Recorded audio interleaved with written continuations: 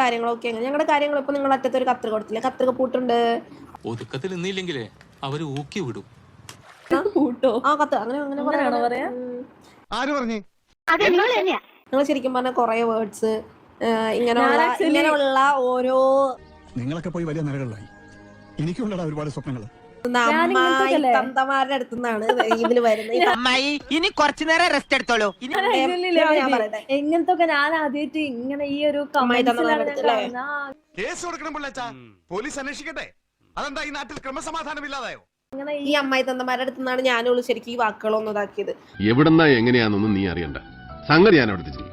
ഞങ്ങൾക്ക് ഞങ്ങളുടെ പാരന്റ്സിനോട് ഭയങ്കര ഒരു ഇതുള്ള എന്താന്ന് വെച്ചാൽ ഞങ്ങൾ ഇങ്ങനത്തെ വേർഡ്സ് ഒന്നും കേട്ടല്ലാട്ടോ വളർന്നത്. ദൈവമേ തീർന്നു. ഞങ്ങൾ ആ ഒരു സ്റ്റാൻഡേർഡ് കീപ്പ് ചെയ്തിട്ടുണ്ടായിരുന്നു. വല്ലതും പറയാനുണ്ടെങ്കിൽ പറയടോ, ഇല്ലെങ്കിൽ മെനക്കെടുത്താ പോ. പിന്നെ ഇങ്ങനത്തെ അമ്മായി തന്തമാരെ കണ്ടപ്പോഴാണ് നമുക്ക് ഇങ്ങനത്തെ വാക്കുകൾ. ഇപ്പോഴും കുറെ അർത്ഥം അറിയാത്ത കാര്യങ്ങളുണ്ട്. അല്ല, അറിയാൻ പാടില്ലാത്തോണ്ട് ചോദിക്കുക, ഈ മിക്സഡ് ആയാൽ എന്താ കുഴപ്പം? നിങ്ങളൊക്കെ വീട്ടിൽ ചെറുപ്പത്തിൽ ഈ ഓരോ കത്തുകളെ പഠിപ്പിക്കുന്നത് അത് ശരിയാവില്ല. അത് വലിയ ചിലപ്പോ അതൊക്കെ കാണിച്ച് അന്ന് വളർത്തുന്നതായിരിക്കും. മാനേജറായ ഇങ്ങനെ വേണം. ഞാനൊന്ന് ടേസ്റ്റ് ചെയ്തല്ലേ. എന്താ അറിയോ, അത് വലിയൊരു കാര്യമാണ് ആക്ച്വലി. കുട്ടി സൂക്ഷിച്ച് സംസാരിക്കൂട്ടോ. ചെറുപ്പം മുതലേ ഇങ്ങനത്തെ ഒരു ചിലപ്പോ നിങ്ങളെ പെറ്റ് വീണിട്ട് തന്നെ ഇതായിരിക്കും കാണിച്ചു തരും.